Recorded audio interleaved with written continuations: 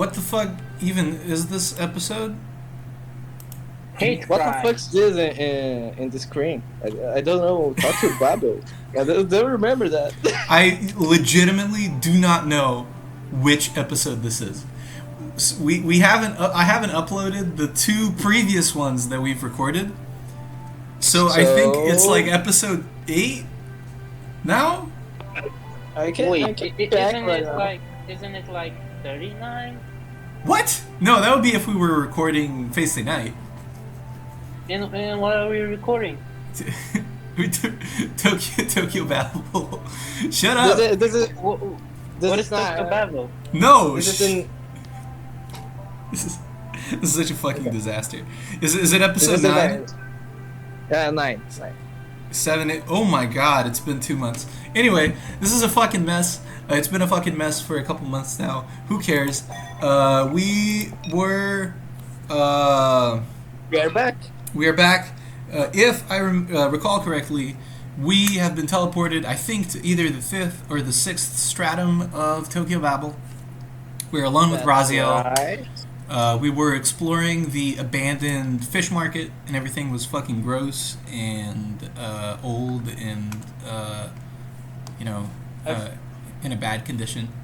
So Yeah, we were discussing about the possibilities is the floor of Raziel. right. That would have the. Then we have the book. The Raziel. Yeah. Right. Which is, yeah. So we're trying to both.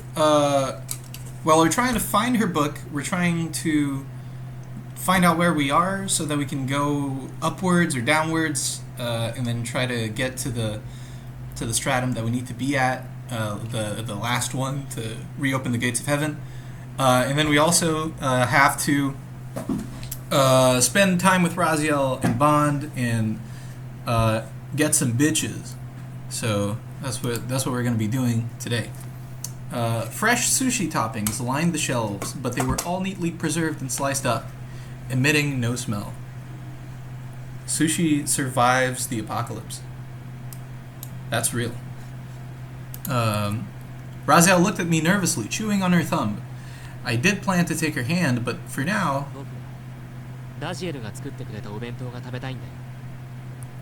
Oh, we're finally going to eat the lunch that she made for us.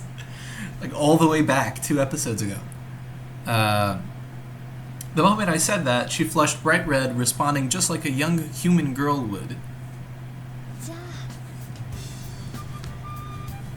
We sat down next to each other, setting the 2 lunch boxes on the table.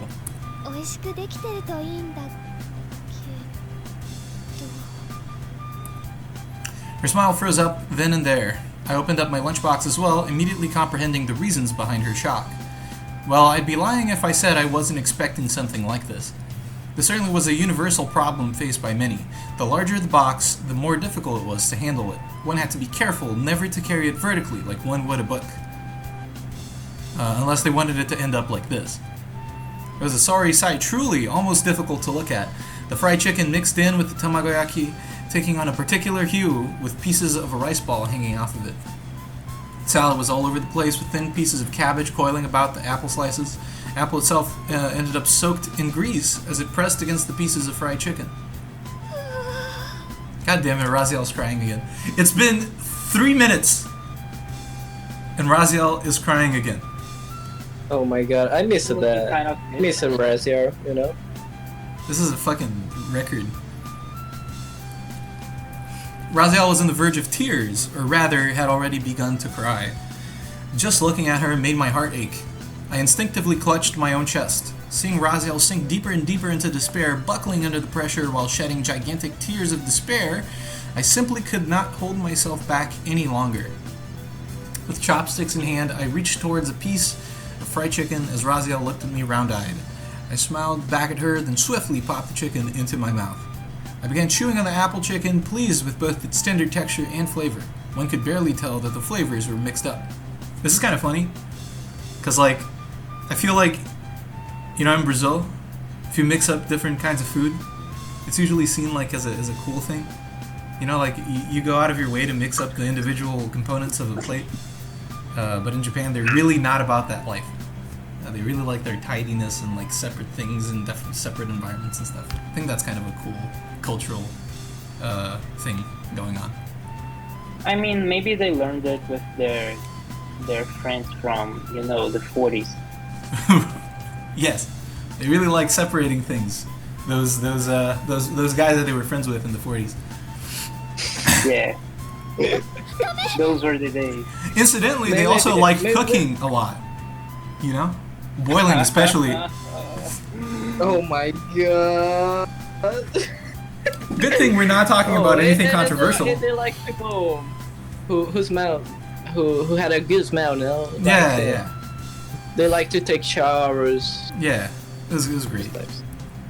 Raziel quickly pulled the box away from me, glaring with the expression of a child who was robbed of her favorite toy. Aww.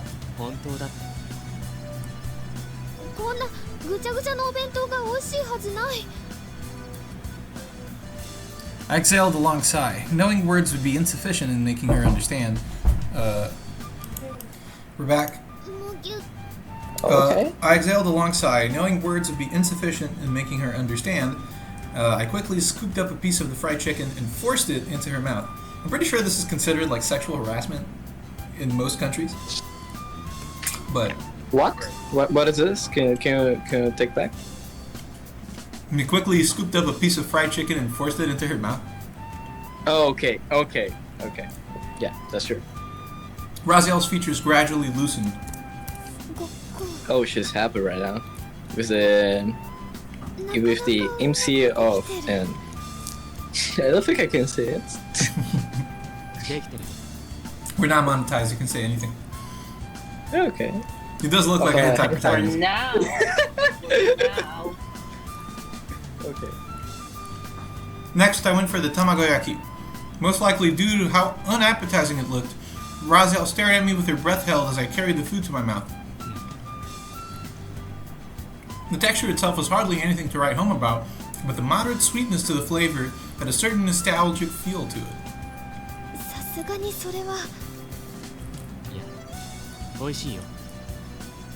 Man, my man's got the riz.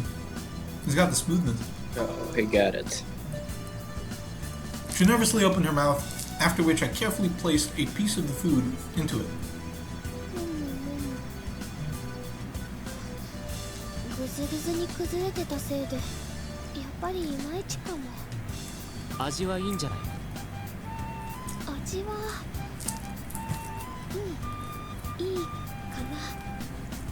Raziel must have been acting so bashful because she realized she was praising her own cooking. Honestly though, the food was good enough to genuinely feel proud about. We spent the rest of the time quietly nibbling away at our food. The only objectionable part I could think of was how the fried chicken's oils soaked into the apple. Nonetheless, I dutifully ate everything up without difficulty.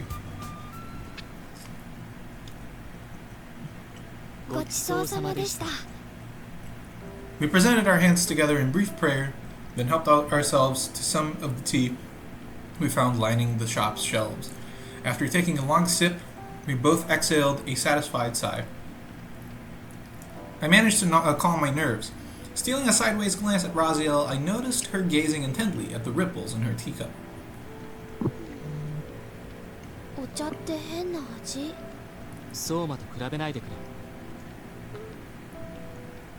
Based on what I'd heard before, the angels of heaven lived off a substance called soma. Its flavor must have been of the highest, most exquisite quality. I think I know what they're referring to here. You might think that this is a reference to the soma found in Brave New World, the Aldous Huxley book. I actually think this might be a soma that's mentioned in Indian philosophy, which is a divine kind of drink that was present in the Vedas mostly. Is an important ritual thing, was associated with divinity, kind of like their version of ambrosia, I guess. So naturally, we had no such thing here at Tokyo Babel. Only a small handful of angels still had held on to their emergency reserves, but that was about it.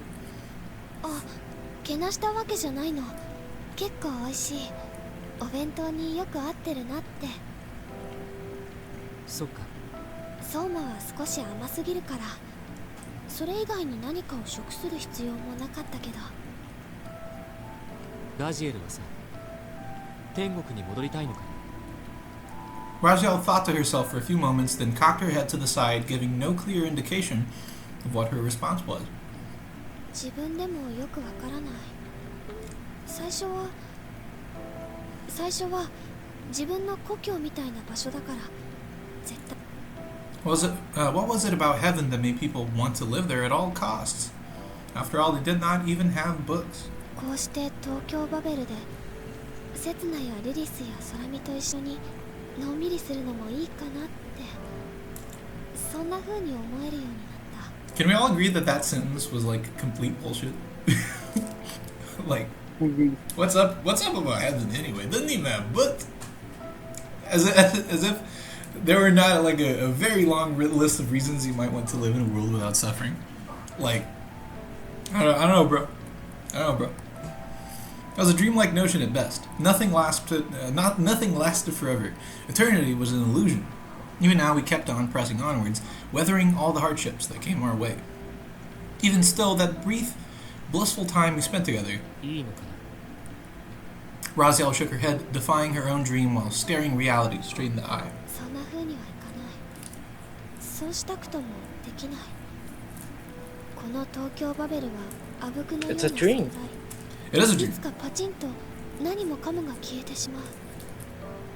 だから早く天国の門を開かないと。 Indeed. I comprehended her reasoning, yet there was one particular issue still tugging at the back of my mind, even though I'd never considered it up until now. もう一つ知りたいことがある。天国の門が開いて解放された。あってことは、ひょっとして何のプランもなかったんだろうか。リリスがきっとプラン立ててるんじゃないかなって思う。Okay, right. Okay. I could have done without Maybe. that week maybe at the end. Either way, I doubt Lilith had anything particular in mind. Even if she did, she would deny it. I think she has a 一緒 plan. に天国行く？ I'm sure she has a plan. I'm sure it's not going to be a good plan either. Okay. Raziel hung her head, her words softening. I had the feeling that was an invitation of sorts. Heaven. Knowing Raziel, I think it would be something a little bit absurd, like sacrifice or something like it. Right. Heaven. I'll make that. God's paradise. A realm of eternal bliss and happiness. 遠慮しておくよ。僕がそういう場所にいていい存在じゃない。 There you go. That's Setsuna. どうして？あなたは神のために戦っている。天国で永遠の安息を得ることに何の障害もないと思う。それは無理だ。 You don't know the tragic past, Raziel. I had no such right. 無理？ラジエル。僕は人殺 I し am a murderer. Okay. She stared back at me in confusion. 911? ニヤコのことなら気にならなくてもいい。一人は天使、一人は天使ぐらい。どちらも助けられない存在。違う。彼女たち Oh, we're finally getting an explanation? My expression had no doubt clouded over as I uttered the words. 僕は人殺しだ。100億の人殺しだ。 Okay, we'd seen that figure before. Oh. I set down my teacup neatly on the table. Longing for the touch of another, I reached out and clasped Raziel's hand. She jolted back for a moment, almost as if in refusal, her entire body shaken by a chill. 僕は僕の世界の人間。僕の言葉で滅ぼした。 Raziel found herself at a loss for words. She gave my hand a squeeze, never once letting go of it. だから僕は殺人鬼だ。 Holy shit, flashback time. Finally answers! Oh, I think. Their I think voices we stopped buzzed. in the best part. I know, right? In the best part. Their voices buzzed in my ear like a swarm of insects. Enough, quiet down. I clearly remember being overcome by such negative emotions. As an infant, I was made into an exhibition to be gawked at by people in a pure white room. They took utmost care to maintain my hygiene almost to an unnatural degree. White, white, white as far as I could see, nothing more, just white. I despised that color. That was another thing that crossed my mind at the time. I possessed clear, ordered, logical thoughts, hardly a feat common in newborn children, but I was special. I was chosen by the people of this world. As far as parallel worlds were concerned, mine was exceptionally heretical. There existed worlds ruled by dinosaurs, others by mankind. Some fell victim to nuclear warfare, others to natural disasters. Some even advanced their technology far enough to make successful voyages to the far depths of space. Yet all those worlds had one common characteristic: faith. Myths of a myriad names carrying a myriad traditions. The name may have differed in each world, spirits, angels, God, or fate, but the fact remained that people believed in an existence of an unseen and infinitely vast force. That was no doubt a consequence of the existence of angels and demons. People of every world believed in some form of spirituality, some kind of a higher supernatural existence. My world was different. We turned our backs on all such notions. What could have been the cause? The gradual depletion of mankind's vital resources through natural disasters and a change in the Earth's crust? Or perhaps because men and women, young and old alike, accepted a world of incessant turmoil and war where bloodshed only birthed more bloodshed? Indeed, our world had rejected God. Ours was a world governed by complete rationality, rejecting the supernatural and the spiritual. In other words, forces transcending mere natural phenomena. We did experience an age of the occult. However, it soon found itself exposed and made almost redundant by rationality. The spirit was subordinate to the category of mere natural phenomena, while psychic abilities fell under the field of physics. And soon enough, we ended up completely rejecting the idea of a supposedly all-seeing, all-knowing God. Life's numerous misfortunes were attributed to mere coincidence, not fate. The horrors of the world were the work of men, not a cabal of demons.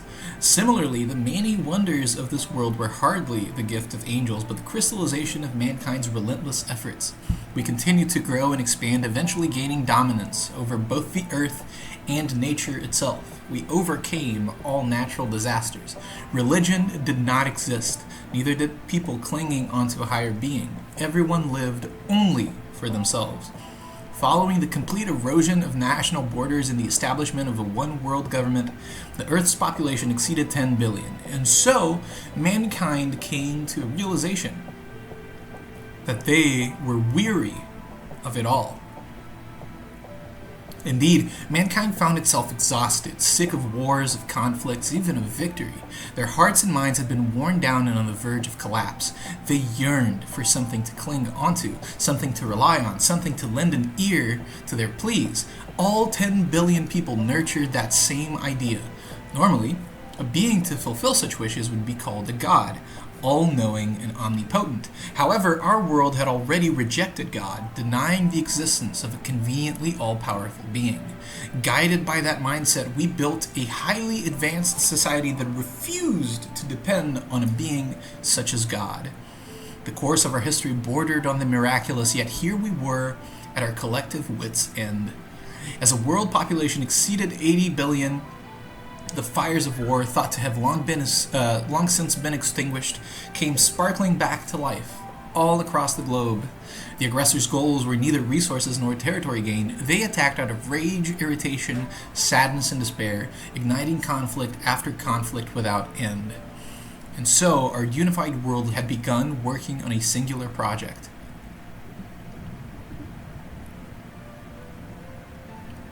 We had already turned our backs on the foolish notion of an omnipotent God a good 2,000 years before. However, we ended up devoting human history to the guidance of others. We had enough, no more. We were so tired, weary beyond our words, and so we chose to create our own omnipotent God. Through the power of cutting-edge technology, we would create God. In any other world, such an action would no doubt be labeled as the ultimate hubris. However, our world had no such creator, only mankind, arrogant in its rationality. And so, we created God, If we were to give birth to a person to act as God, he would need to be created in the image of man. And that is exactly what we did. Create a living being resembling a human. His birth would not be carried by way of a maternal womb either. After all, we were guided by rationality down to the very last details, and God was a unique being, peerless in all the world. He would not be born from the womb of a mere human. Life would be created from zero, granting intelligence and elevated to godhood. It was a tremendously ambitious project, its scope rivaled only by its sheer folly. Yet the world at large had high hopes for its completion. They were weary of life and wished to rest. It was a notion shared by every man and woman. She introduced herself to me as Tendou Naru. I clearly recall hearing her name even through the walls of my capsule filled to the brim with amniotic fluid. ドイツ語でゼロって意味らしいの。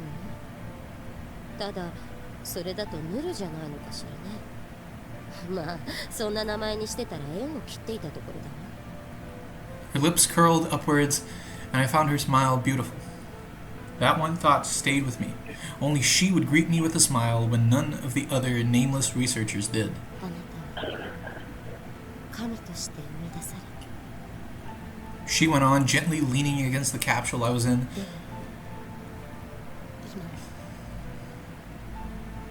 今だけは私も I couldn't help but spot a hint of sadness lurking behind her smile. My first words were neither mommy nor daddy, but the name of a woman, Tendou Naru. I think it's funny because it's kind of cycle, you know. If humanity can't have faith, so they will create faith. They will create God. Right. That would be something to rely when they are insecure or something like it. Right. Humanity needs the icon, right? Something to to kind of displace their own insecurities on. Ultimately, at the end of the day. To maybe give some meaning to life, you know, right. to some of the people. Oh, the post-episode discussion is going to be fun. Go on. It's funny because they still turn their backs to God, any God. Right. Because they don't want to rely on these mystical concepts. So they're like, nah, who needs God? You know, let's just make our own. Right. But it is because there is any confirmation of God, you know. There isn't like, oh my God, he oh my God. Yeah, right. Why did I say that? Oh my, he appeared right there. Right. You can see it. You can get any kind of confirmation by technology. So they created one. It's interesting because Setsuna isn't wrong. It kind of is the ultimate hubris because even like at the point of desperation, humanity doesn't seek reliance on something else. It seeks reliance on itself. It constructs its own reliance. That's pretty interesting. It's kind of like hyper Nietzschean, isn't it? Like that even at your point of desperation where you need someone else, you still like only get that succor from something that you make yourself, kind of deal. I think it's part of human nature, you know. Right. It's very enclosed. It's a very enclosed, kind of cynical perspective on the world and people. But I could see this happening. It's a very interesting kind of scenario that Higashide cooked. And so the days trickled on. Eventually, I was removed from the amniotic fluid and was born as God. However, I was not yet perfect. I required education. So I studied history. I learned from the follies of our forefathers while also acquainting myself with positive qualities such as nobility, virtue, and bravery. The history of man was one writ in blood, and so I too had learned the art of war. My body had been endowed with a variety of special abilities divided into categories, such as Hinokagutsuchi, Tashikara-wo, Takemikatsuchi, and so on. Those skills were hardly magic, but rather the modifications of certain physical abilities. They were granted to me following a careful study of the various characteristics of electric eels and insects. Nothing more, nothing less. They were powers that held no meaning beyond performance. I grew up at an abnormal rate.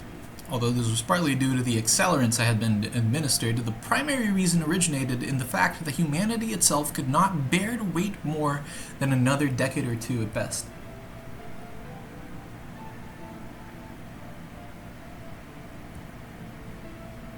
Please save us. We're begging you, help us. Their cries echoed in my ears each and every day.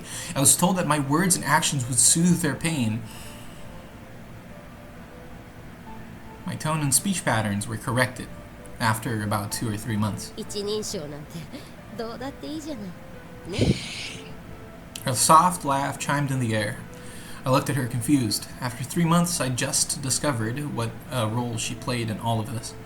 A problematic woman who was indispensable to the project but should never have been a part of it. Such were the circumstances of Tendou Naru, the woman who gave me my name. 刹那私は刹那じゃないと思いますが。いいねいいね。私が呼びやすいようにしているだけだから。まあ、あなたが自分のことをそう認識してくれるなら、それ大丈夫なんですか？あなたがなろうとしているものなんて世界中で様々な名前があるのよ。なら私が私にだけ通じる名を与えたところで問題ないでしょ。 I met her nonchalant tone with a smile, wondering if what she had told me was true. お、笑った笑った。いい感じいい感じ。 Naru flushed and smiled at me, which in turn made me hide mine. Indeed, for God must never be seen smiling. 大丈夫大丈夫。あなたは新しい神になる。笑って。 So God has to たまに learn, って has to grow. 幸せならば私はそれで Okay. Her words appeared to run counter to everything I had been taught, everything this project and all its other members aimed to accomplish. なる。それは他の人に言わない方がいい。 She smiled at my warning. そうあなたの So they were aiming to do something like Adam, right? The angelic Adam, devoid of emotion, Yeah. perfectly capable of like making, like a machine, right? Capable of making these impartial judgments of value and stuff. Meanwhile, she was trying to create a good person nurtured by a loving family member. But I think it's funny that they created something not completed and they call it God. You know, I thought they would. I don't know. I thought Setsuna would be the final work already. He was born in with infinite knowledge, something like it. I think don't it's know, interesting. with CPU in his mind. It's interesting that he was born with these emotions, right? And they had to train him to give up his humanity, right? They corrected his language. They made him speak in the robotic way that he does. They socialized him into like policing the humanizing treatment he got from his mother. I wonder if they succeeded too much at making a human. You know? Maybe that's a problem. And then that's why he needed to grow, quote unquote. He needed to ungrow into like this vessel that they had originally planned, because he was more than what they expected. With no emotion. It Right. is just a machine. Right, It isn't God. right. She placed her hand on my head. To this day, I still remember its gentle warmth. Her job entailed not my instruction, but the creation of my body. The body of God needed to exude strength and beauty, or so her orders dictated. 美しく強い肉体って何なのよね。背中に鬼でも貼り付けろっていうのかしら。 This is actually a good question. Like, first, who decides that what God should look like?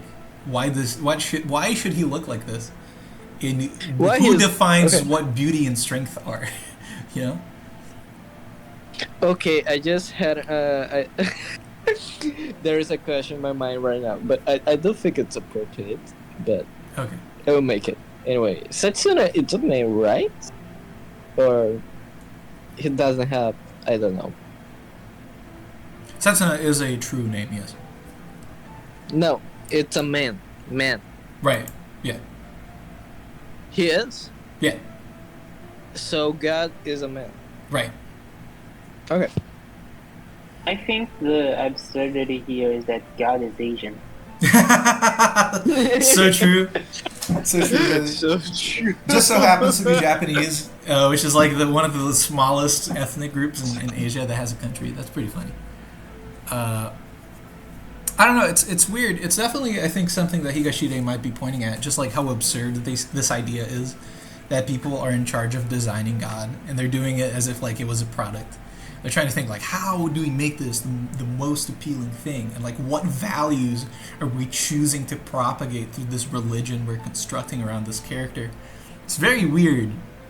It definitely doesn't feel like a conciliatory thing. It feels like something that would have very long-term bad effects. Like imagine like you're not beautiful and strong, and then God comes out. They release God 1.0, and you're like, fuck. Now, if you're not like God, you're not the best person you could be. And people start discriminating against you because you don't look or feel or act the way that God does, as this like moving, thinking icon of perfect humanity, right? That was designed in a lab. It's not just like a coincidence that he's like that, or an effect of artistic liberty. He is actually like materially made that way. I feel like that would be very damaging to society, you know? Yeah, I can understand. I occasionally had trouble understanding what Naru meant. 満足いく成果だね。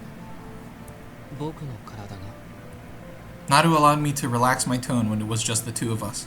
It made me somewhat happy that I could have a secret to share with her. そう、あなたは強い。間違いなく、疑いようもなく、この地上で最強を誇る肉体を手に入れた。なる Waves of sorrow washed over her gaze. Lips trembling and on the verge of tears, Naru ran her thin, ice-cold fingers along my cheek. あなたに体がある。 He might still be alive. Her whisper was not meant for my ears, yet my exceedingly keen hearing picked up on it, carving each syllable deep into my mind. As nothing would be kept private from me, I had full access to the facility's information terminal, which allowed me to learn of Naru's past. Thinking back on it in retrospect, I wished I had never found out. There was once a boy named Tendou Setsuna, Naru's son. However, about a year ago, he passed away. The cause of his death was aging. His body aged in an increasingly accelerated rate compared to the normal human, leading to his untimely demise despite medical treatment. My name stood as a substitute for him, who was never given the time to enjoy life at its fullest. I would be lying if I said the thought of having been made the substitute for a complete stranger didn't affect me, at least somewhat negatively. However, I ended up being surprisingly tough. There was nothing to be done about it. She was tormented by grief, and possibly hatred as well. I had no intention of letting Naru know that I had learned of her past. However, having acquired that knowledge, I couldn't help but feel something in her gaze whenever we were together. It was not hatred, though not quite love either. Something similar to the latter, but still a touch different. Obsessive attachment could be the most appropriate way to put it. Time and again, the two of us would spend some time together to chat, and every time I saw a glint of quiet madness in her eyes. Despite all that, she was both a genius and my surrogate mother. One day, when it was just the two of us, あなた、自分を特別視しすぎてない？そんなことはないと思うけど愚かね。あなたは刹那に生きるもの。確かにあなたは特別。でも、特別だけならいくらでもいる。なるあなたが何を言いたいのか僕には理解できない。もうすぐ。きっとあなたは特別な存在となるけれど。刹那。刹那。私は可愛い、愛しい、憎い刹那。愛しているわ。本当に。 My memories wished to reject it, yet my mind fully comprehended the words she spoke next, her curse in disguise. だから教えてあげる。あなたは That day I cried for the first time in my life. Naru was dismissed from the project soon after that. I continued to grow and learn, however, the world was corrupt beyond belief. They would not be able to wait for me to complete my education. 3 years were soon shortened to a single year. The world would have been consumed by the flames of conflict had they not done that. My initially rapid growth slowed down somewhat. My physical appearance was designed to shift from that of a young adult in his 20s to someone in his 30s within the span of another 2 years. However, it was decided that I would be revealed to the public after only 1 year. Higher-ups felt things would go smoothly. Only a handful of researchers who idolized Tendou Naru ended up voicing their objections. Once I skimmed through the manuscript I had been handed, they dragged me out into the open. I had to wear a peculiar set of clothing said to have a calming psychological effect on people. I was ready to endure that much. After being created as God and raised as such, I felt prepared to live out my life as God.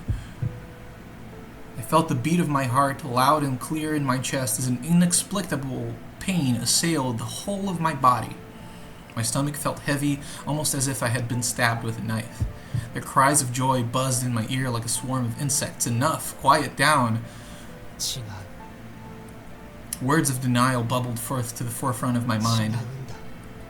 Frail words, yet ones that spoke the undeniable truth. Their incessant cries of joy buried me like an avalanche. I'd had enough. I wanted this to end.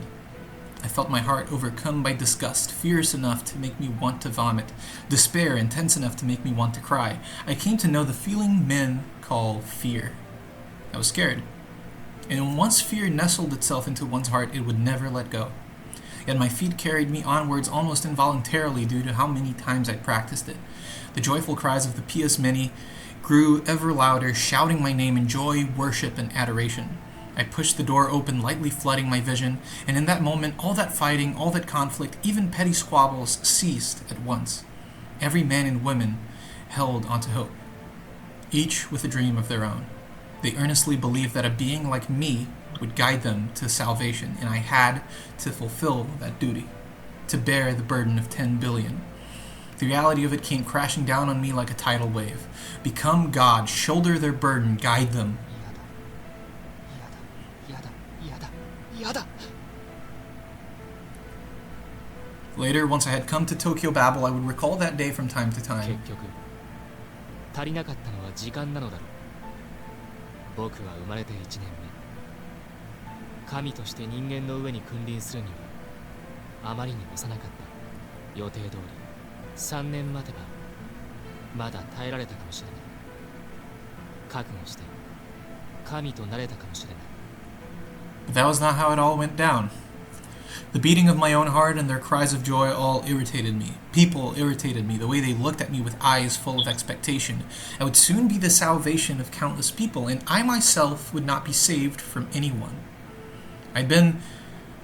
had been created for that purpose alone. My memories of that day were a jumbled, vague mess. The people I overlooked filled me with dread and contempt, driving me to scream at the top of my lungs. 違う。僕は神じゃない。神なんかじゃない。僕は違うんだ。僕は人間だ。The emotions. Yep, I screamed. The joyful buzz of the crowd died down in an instant as the very air seemed to freeze. The people below looked up at me with astonishment.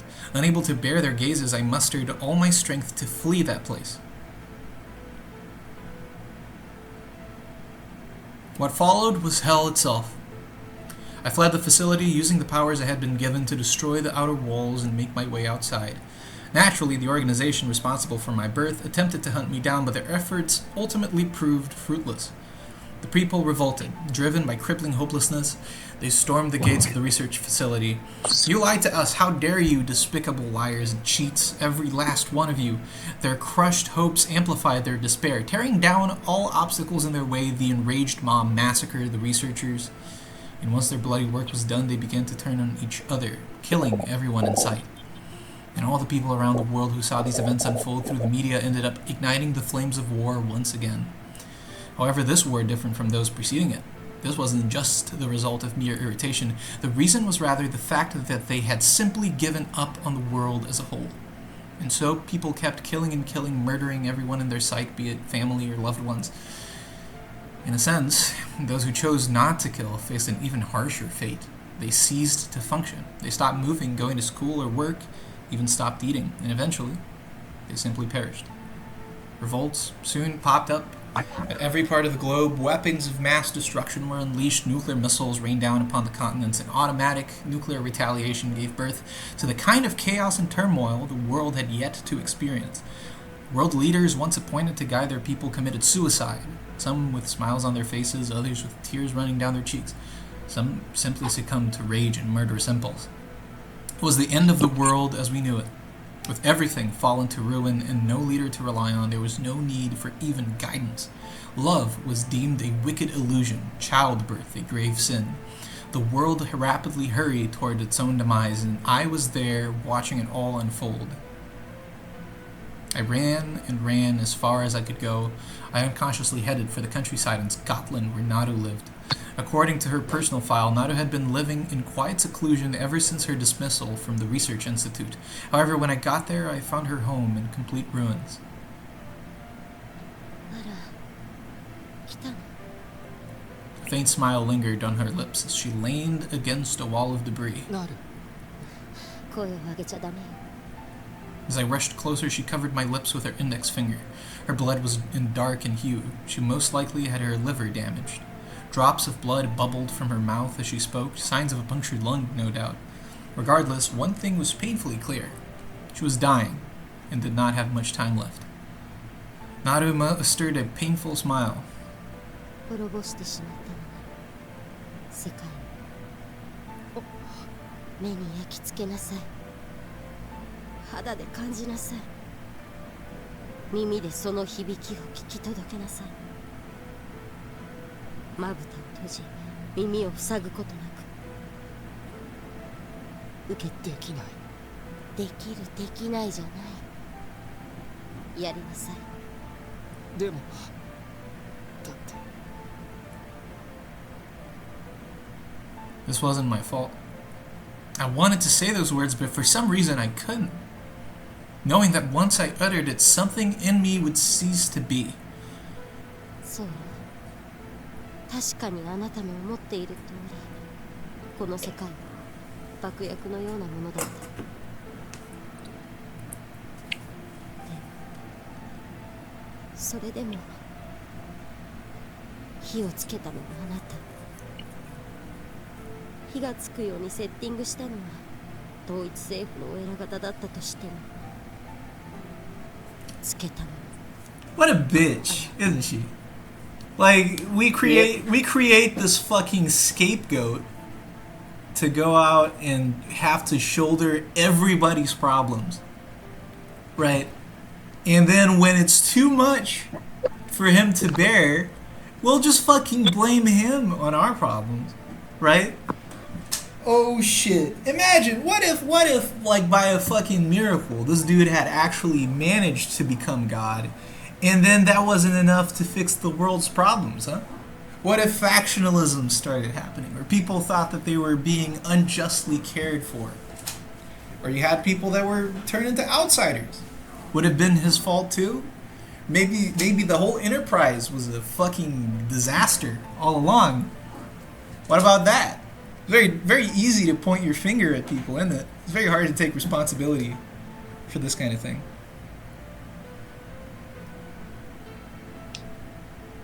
Shit, man. This is fucked up. Funny for her to say that kind of shit, because she was the one who tried to make him human. Yeah. I don't know if it's because I don't know if she made him, if this is like a culmination of her descent. I think this is. Go ahead. They said there was other researchers about it. Right. I think she was part of a group project to create hope to humanity. Maybe humanity was in a bad phase and they need something, If there isn't God, there is anything they can put their faith in. Maybe humanity kind of started to lose hope. Oh yeah, we know. But just the idea of putting all of humanity's problems on one child, because that's what he is. He's a 1-year-old. He has the emotional maturity of a young child. I think the big mistake here is to think that humanity can create God. Oh, that's definitely problematic. That's what I'm trying to get at. To start, Setsuna isn't perfect. He doesn't born perfect. No. You can see that she talks with him and he's learning from her. Right. He has doubts. He acts like a human. Mm. He doesn't act like a god. Right. Yeah. It's a problematic. It's kind of an abusive household where the parents have extreme expectations of their children, far beyond what anyone should have of any other person of any age at all, much less like a young child just coming into being. And they think that just because, he has these superpowers, he should have the capacity to withstand this junk. But ultimately, he's a person. And I don't think there's anyone that wouldn't crack with the responsibility, especially the visual confirmation of being like the perfect non-human, non-creature that will guide humanity into an eternal land of peace and harmony, especially when it's been proven time and again that humanity just is unable to get there by itself. It's a misguided idea that they could create someone like that, but it's very misguided to make Setsuna feel like he's responsible for these things, because no one would ever be able to do that short of actual God. He's definitely not God. So he can't just play that part. That's not just the part that you could play.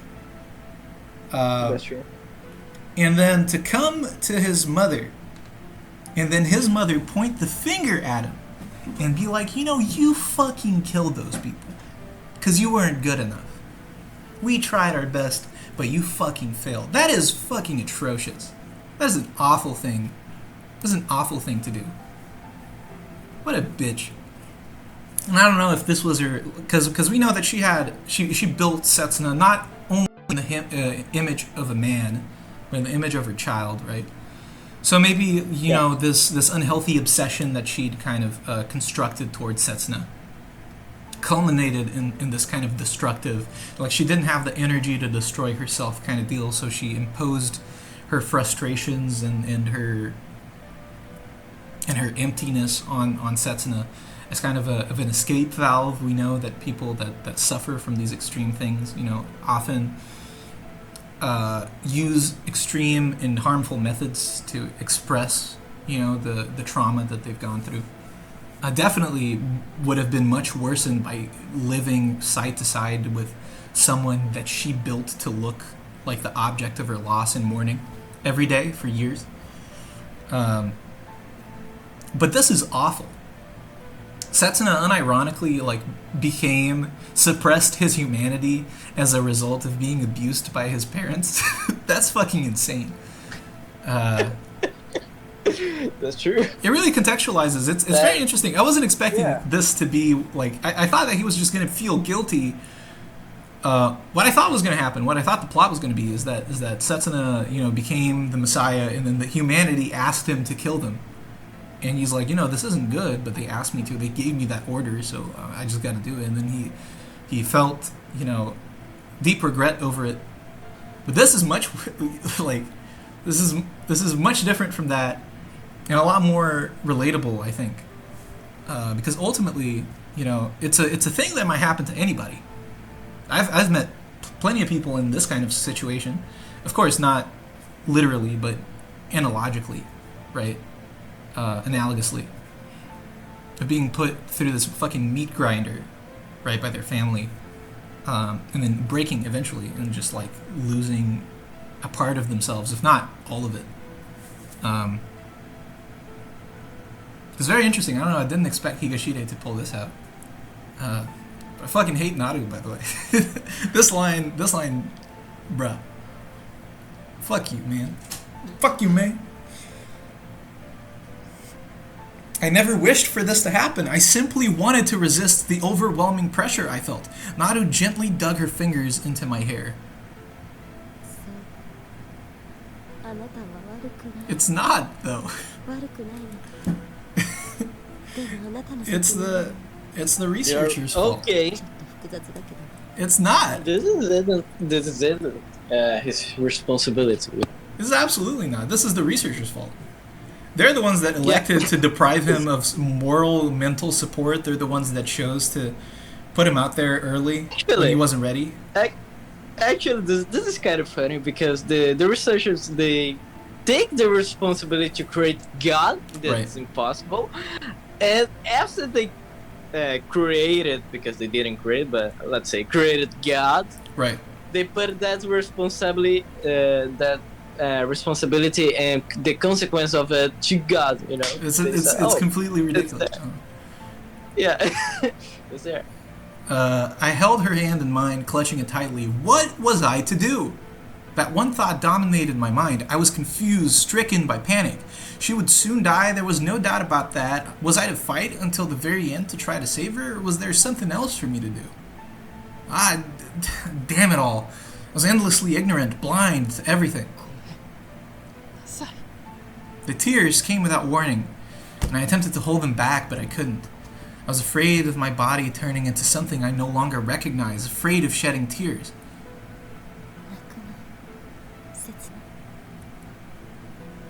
Naru produced a final apologetic smile and died. I was unable to even grant her final wish. Cradling Naru's lifeless body in my arms, I continued to cry, the tears welling forth without end. And my memories of what followed were vague, at best. The world edged closer to its destruction at a rapid pace, but in the end it fell into a languid state of decline. Both the people who kept killing each other and those who took their own lives had all died. The only kind of people left were those who simply watched in complete inaction as their fellow men died in front of their eyes.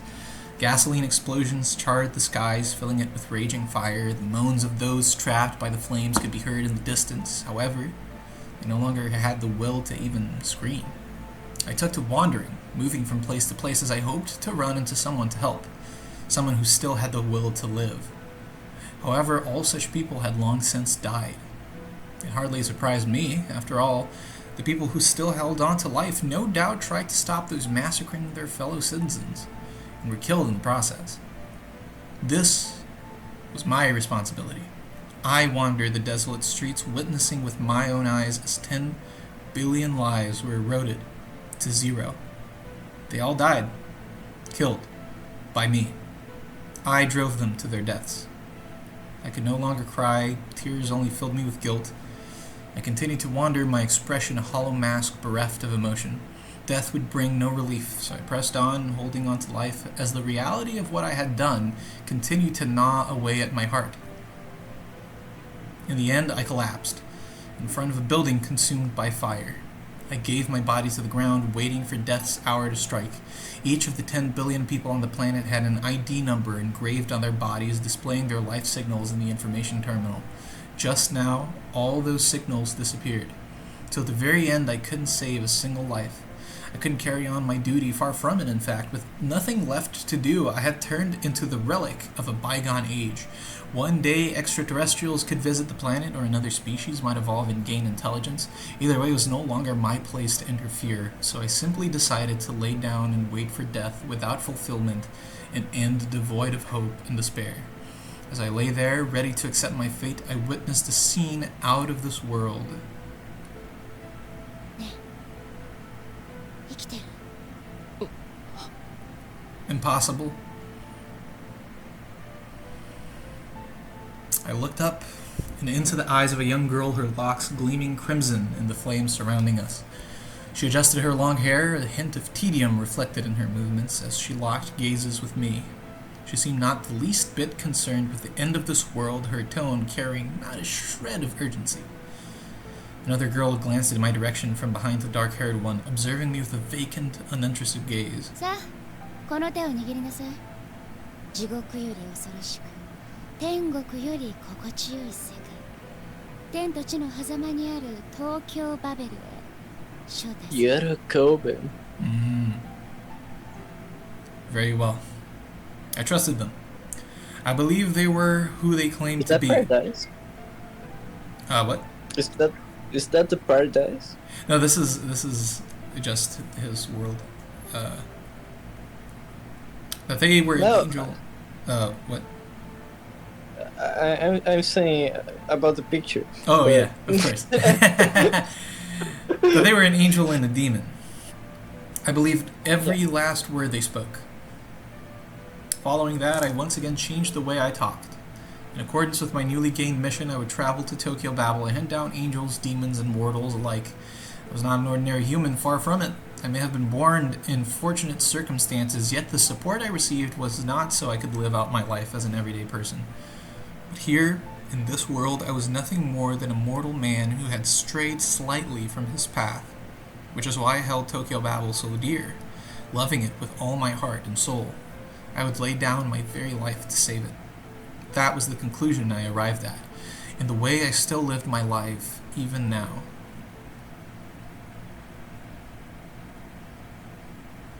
Once put into words, my life was actually a fairly brief affair. Raziel parted her lips to say something, but no words came. ラジエルには衝撃的だっただろう。 She nodded, averting her gaze from mine, then returning it after a few moments. For a brief period of time, she gazed deep into my eyes. 大丈夫。 The fact I caught no glimpse of any disgust on her face filled me with inexplicable relief. I harbored feelings of friendship, possibly even something more, towards Raziel. If asked whether there existed a feeling between friendship and love, I would have no doubt produced a confused smile. I had no idea, nor had I ever felt something this ambiguous. But this much I could say with certainty: I did enjoy the company of Lilith, Sorami, Kamael, and Belial. Whatever I harbored towards Raziel was something ever so slightly different, though. As such, when I saw her expression lacking any hint of disgust, I felt overcome by relief. 刹那は Raziel seemed hesitant to ask a question, but ultimately did so anyway. 刹那は人間なの？ I gazed up at the ceiling, letting my eyes wander across its wooden texture. どうだろう。僕は人間でありたいと思っているけれど。ありたい？僕はあと何年も生きられない。 I had just revealed something of critical importance. Raziel stared back at me, completely dumbfounded. 僕は文字通り刹那にしか生きられないのだ。 Naturally, I wasn't ever meant to simply just die. All my memories would have been implanted into the next unit, the next Tendou Setsuna, extending my life. My life was tremendously condensed compared to that of a normal human. A body that normally lived for about 80 years could be discarded in only 4. Only my so-called soul, or something resembling that, would be carried onto the new host. Such a method would have granted me eternal life. I would have continued to live on as a makeshift god until the end of time. じゃあ It meant exactly what she had thought. Everything I did now was so I could accomplish as much as possible before being discarded. Lilith sent me onto the battlefield in full knowledge of this, and I continued to fight, intoxicated by that thought. Such was the nature of our contract. 刹那はセツナはそれでいいの？だってそれじゃあまりに。 I would be granted neither reward nor redemption. That's what she was trying to tell me. いいんだそれで僕はこれ以上ないほどに報われている。だって役に立っている。世界の役に立っている。喜ばしいことはない。 Oh man. That sucks. I know that feeling too well, brother. Sadly. That alone would be a reward in itself. Despite shouldering an irredeemable sin, I would be able to save others.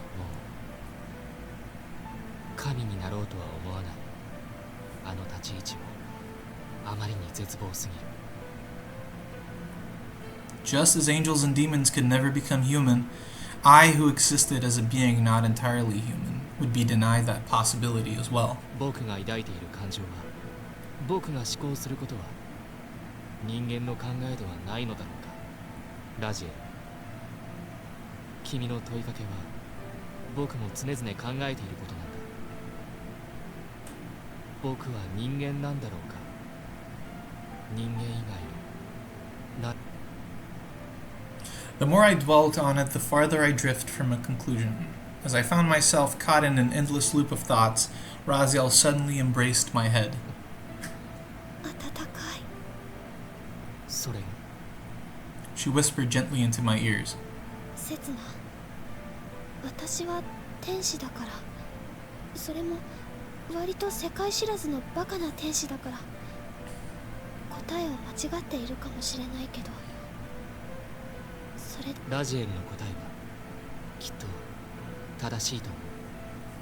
セツナはセツナの望んだ存在なんだと思う。人間、非人間、天使や悪魔、何でも望んだ存在になれると私は思う。 Despite her hesitation, there was genuine earnestness reflected in the angel's gaze. そして何になったとしてもセツナはセツナで、セツナ以外の何者でもなくて、だんだん自分で言っていてわけがわからなくなってきた。 ADHD moment. いや、 Another made angels without. 言いたいことは大体伝わった。 In short, I could only exist as me, even if I was a machine or a cyborg or whatever else. The question of whether or not I could become who I wanted to be filled me with uncertainty, but I knew I could at least attempt to approach that ideal. Sotomi would no doubt say something along the lines of, 悩むよりまず行動。 and she would flash that usual dazzling smile of hers too. Wait, what's with the sudden pain in my arm? I glanced at my side, taking note of Raziel's visibly sulky mood. 変なこと考えてたでしょ。いや、別にも Fucking hell. We were in a mood here. Fucking hell, dude. Her expression grew even more grim. I could practically make out the fire in her eyes. 考えてた。絶対に考えてた。何も考えてないって。ただその Jesus fucking も Christ. し空見がいたら I take it back. Rizless. 意外 Rizless. ってば Oh, we lost. We lost. We lost. We lost. We lost. We lost. How peculiar. I felt my arm being forcefully pinched by her nails, yet the sensation ended up more ticklish than anything. 空見がどうしてここで出てくるの？いや、どうして？そのどうして？ Doishite? Oh, can I get back to that? I don't think it's possible. I don't know. Oh, I can. どうして？ I That's love that. perfect. Raziel's pressing tone left me somewhat flustered. In any case, after an apology, I explained the situation to her. ラジエルに限らず天使に No! したいんだよ。知ってたかな？ Oh man. Lilith spoke with the soothing tone of a female presenter during the government broadcast. I wish she could have told me that earlier, though. Much earlier. Once I had ascertained that Raziel was no longer angry, I decided to speak up. そろそろ行こうか。 Raziel nodded. She seemed to be back to her usual cheery self. I sighed with relief, then immediately thought myself somewhat pathetic for that. We left the sushi shop and returned to the streets. The gate data for the 6th stratum would have to be somewhere in the vicinity. Finding that was our first order of business. Raziel halted her steps, sniffing the air while covering her nose in disgust. Ooh, master, maybe. I immediately noticed it myself. The stench of rotten food. 魚が腐ってる。 With a disgusted grimace, I picked up a rod and poked one of the nearby fish. Accompanied by a slimy sound, its abdomen melted away. A yellowish liquid gushed forth from the fish, revealing its decomposed interior. No doubt about it, it had rotten away. さっきまでは生臭いだけだったのに。 I had no way of knowing how time flowed in this world. It was entirely possible time had been stopped until we arrived here. But these fish were certainly all fresh until a while ago. Fish were quick to spoil, but not this quick. This realization presented 2 clear points of danger. First, if we would continue to inhale this air heavy with the stench of rotten fish, it could make us sick. This place held thousands upon thousands of fish. Having all of them spoil at the same time would produce an air that might as well be toxic. Still, that itself was hardly a monumental problem. We could easily burn the fish with fire or use the wind to clear the miasma. Either way, it wasn't a problem we couldn't solve. The real issue was the second problem. These fish were not rotten until a while ago. That much is a fact. Their stench is near unbearable now compared to what they used to be. Yet here they were now rotting away. In which case, the chances of an enemy ambush are exceedingly high. Setsuna, 戦闘準備。 That's what I'm thinking. Raziel knew what she was doing, wasting no time in readying herself for combat. Just as I was about to brandish out the Picati sword, I recalled the fact that I had lost it. Well, no matter. ラジエル、使わないならさっきの剣を貸してくれ。 Raziel pulled out the sword from her pocket dimension, then handed it to me. I gave it a light swing. I detected no visible problems. The blade was very strong, yet light, and although it did not quite measure up to the Picati sword, I could tell it held more than enough magic power for it to be viable in regular combat. 特に何か特殊能力が付与されているわけじゃないけれど、扱いやすいはず。That's right. According to my assumption, making a catalyst out of the sword and imbuing it with magic would be able to greatly amplify its prowess and consequently expand my combat options as well. ありがとう。ウリエルの時と同じ。僕が先頭に立って戦う。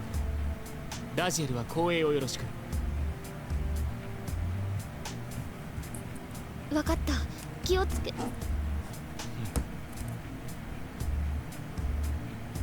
Something burst out of the abdomen of the rotten fish. A snake. I evaded the animal's... I already know who it is that's attacking us, by the way. I evaded the animal's lunge, then sliced its head off in one swing. As it convulsed to the floor, I took notice of how big it actually was. ガラガラヘビ？だけじゃなさそうだ。 We both watched in terror as countless snakes all burst out from inside the abdomen of the fish. It was a repulsive sight, no question about it. Aside from being poisonous in nature, all the snakes displayed clear hostility towards us. セツナ、ヘビの毒に対する抗体はある？ I nodded. 死ぬわけにはいかない体だったから。地球上に存在するヘビであれば、毒には抵抗できる。 Whether or not The these god's snakes... power. Right. Whether or not these snakes were like that was another matter entirely. そう、よかった。ここだけの話、実は私はヘビの毒に弱いかもしれない。Oh. なんで？私はスローンの長、そしてスローンより上位の存在としてセラフがいる。そして I then recall that one story about God sending fiery serpents to punish the people of Moses for complaining. 中間管理職の立ち位置の私はヘビがちょっと苦手。触ったことも噛まれたこともない。I was going to suggest that an angel would surely be fine in such a case, but the snakes in this stratum were certainly no ordinary specimens. わかった。ちゃんと守ってみせるよ。ありがとう。そその言葉が聞きたかった。 Following Raziel's words of gratitude, she mounted another phrase under her breath. How they can have this entire conversation and the snakes are they are just top it, you know? Yeah, I don't know. It's a Higashide moment, I guess. Weird pacing. Okay. One I couldn't quite make out due to having most of my attention focused on the snakes. It must not have been anything important. I don't know about that. Brother. よしまずは I'll take to the skies. The moment I pushed myself far away from the ground, the snakes lunged after me in pursuit all at once. Once I gathered them all up in one place, it was time to burn them to ashes. 日の影写し This feels, Oh, sorry. if you allow me, Regular. this feels very out of place. I don't know why we needed a badass boss battle sequence with a bunch of snakes right after we had all this emotional. I think the snake's kinda anticlimactic, you know? Yeah, it's just kind of. I don't know what's up with this. I don't get it, but you know. It was a good choice. Having imbued Raziel's blade with the fire birthed by my nano machines, I poured even more magic into the steel before releasing it all. Every single serpent that leapt my way burned to cinders in the blink of an eye as the smell of their scorched flesh mingled with the stench of decay, paralyzing my sense of smell. 空間属性追加土レベル2 Once the scattered flames came in contact with the ground, they began to burn with renewed ferocity. 火に土の固定化の概念を与えた。一旦蛇たちに火が移れば死ぬまで燃え続ける。まあちょっとばかりスプラッターではあるけど成仏することを祈ろう。 Just as Raziel had predicted, all the snakes met their end amidst the flames the moment they leapt into the fire. On the other hand, was an angel really supposed to say something like Nirvana? よしここからさっさと離れ Impossible. The snakes, still on fire, leapt towards us in pursuit. Their gaping mouths spat a darkish liquid in my direction. I blocked it with my right arm, but the moment I did, the liquid began eating away on my clothes.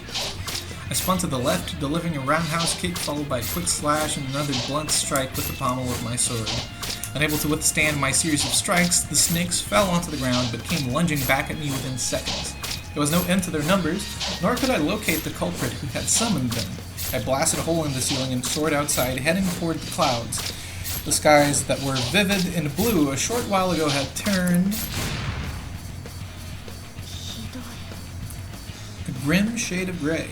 この変動は間違いなく支配者がこの階層を侵食したということ。まずその何者かを発見して So we are not in the Raziel stratum. Nope. 外への道を探すどころじゃない Shit. 全てはここにやってきたやつを倒してか Yeah. The terrifying gurgle of a beast, resembling the desperate cries of a newborn child, resounded in the air. 誰だ Oh. I knew it. I knew it. Samael. The snake from the Garden of Paradise. The Garden of Eden. It makes sense.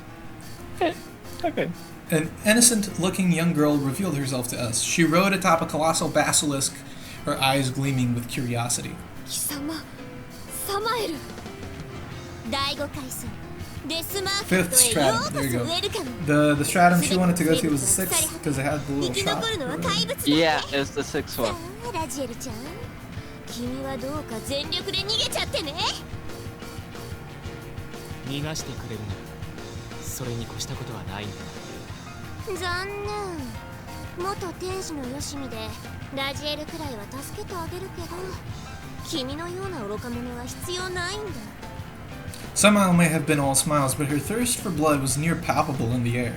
Would she really help Raziel, though? I would have loved to believe her, but this was Samael, after all, the Crimson Serpent who tempted Adam and Eve with the fruit of knowledge and led them to their exile from paradise. A fallen angel rivaling Lucifer himself in power.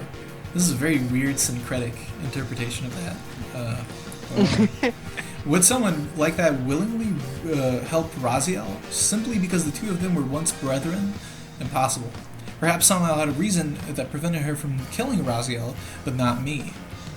something she had, but I didn't. An easy to comprehend difference between the two of us, other than one of us being a mortal man and the other an angel. ねえどうなのさセファーラジエ Somehow froze in place the moment I uttered the words.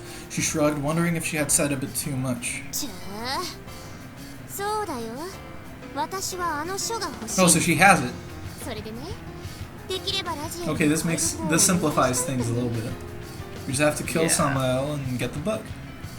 解読うんだってあの本私たちには読めないんだもん君が君にしか解けない暗号で文字を書いてしまったからさ Samael admitted she could only read a portion of it.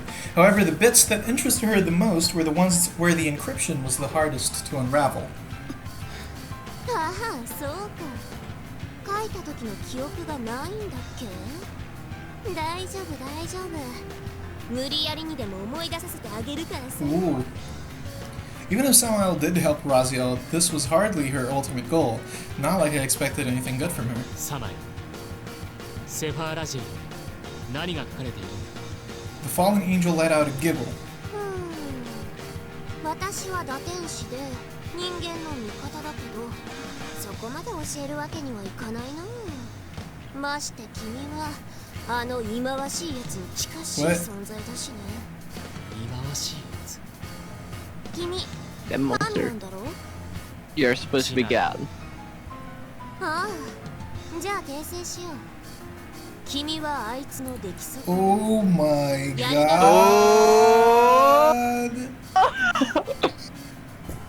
I don't know if this is supposed to be like a huge reveal. It's very strange that they're doing this right now. And Well, this is why.